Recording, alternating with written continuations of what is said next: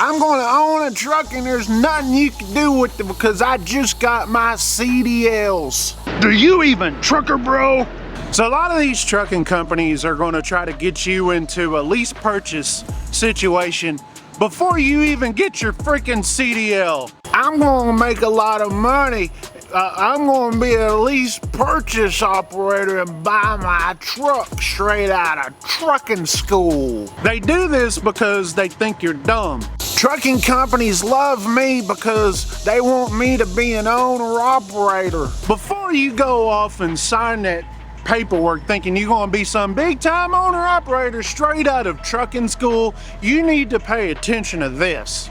Do you even trucker, bro? See, these trucking companies, they're pushing the payment of these trucks to you, and you have no benefits whatsoever when you become a lease operator. And most of these companies are going to sit there and tell you how much freedom that you're going to have. I'm going to have the freedom. I'm going to have a lot of freedom to do whatever I want. Well, guess what? I'm gonna tell you about how much freedom you don't have. Freedom you don't have is freedoms like going home on a weekly basis. You know another reason why you can't go home on a weekly basis? Because you can't afford it, because you've got a truck payment, a fuel payment, insurance, and all these other little bitty payments that all add up, and you've got to clear this every single week. Not a monthly payment, a weekly payment. Do you even trucker, bro? If you've got a wife and kids or a husband and kids, what have you, okay? And you're gonna say, you know what? I'm gonna go truck for 5 days a week and I'm gonna go spend Saturday and Sunday at the house and then I'm gonna go out and get that bag. Man, no, you're not when you're a freaking lease operator, because first of all, it'll take you more than likely 4 days to get all your freaking truck payment and your fuel and all that stuff that probably comes out to $2,000 to even all the way up to $3,000 a week. Then you're working on your money. But wait, there's more. Is that your money? Is all that money after all the truck expenses is paid for your money? No, because you're gonna get a 1099 that year. What? I said a 1099. And guess what? You've got to pay taxes on that. You do. So you're gonna make, I'm making $2,000 a week over here. I'm making bag. That $2,000 a week, you're more than likely making $1,200 a week. If you can survive off of $1,200 a week, that's great. But guess what? A lot of company drivers do. They survive off of that, and they make more than that take home. And guess what? Not only do they have the options of having vacations and all that kind of stuff that the company pays for them, but they have insurance, 401k and all that. They're making more money than you lease operator guys. No dispatcher's gonna tell me what to do because I am an owner operator with 0 months experience, but I could do it because I'm a business owner. You think you have the freedom that you could go anywhere you want, and then you spend as much home time as you want. Those aren't freedoms that you get. You have to stay busy. You have to do this.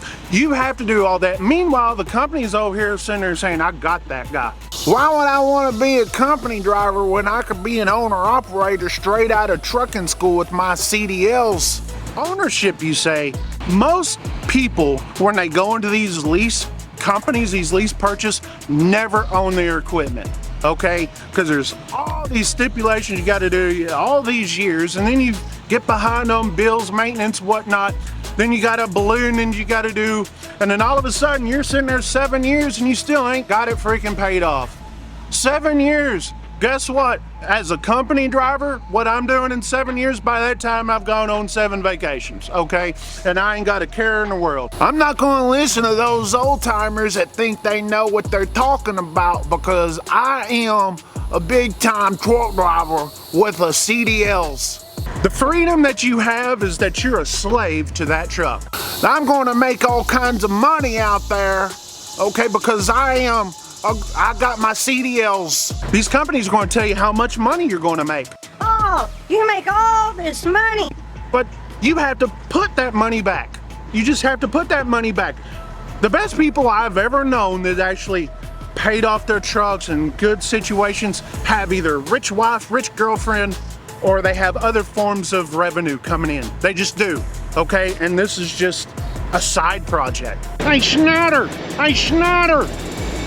Do you even trucker, bro? If you're broke coming into the trucking industry, if you're already broke, say you're freaking working at paycheck to paycheck, lease purchase ain't for you. Go get you a job where you're a company guy, okay? Company guy, ain't nothing wrong with it. I've done it for years and years and years, and I've done well at it. You need about $10,000 in the bank to start that. No joke, because anytime your wheels ain't running, maybe your truck's in the shop or whatever, you're not earning. There's no going in, oh, truck's broke down.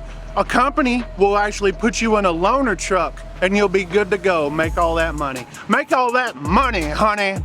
Do you even trucker, bro? Coming into the trucking industry, getting out of training, signing your life away is exactly what you're doing. It's a mistake, in my opinion, for a rookie to go and be a freaking lease operator, lease purchase operator. That's my 2 cents. I appreciate you guys watching. Subscribe, hit the like if you like this kind of content, and share this out, because you're not going to hear this information from many of these people trying to sell you on a lease purchase at their company. Hey, do you even trucker, bro? You even trucker, bro? Ah, come on, man. Come on. He must be truckering.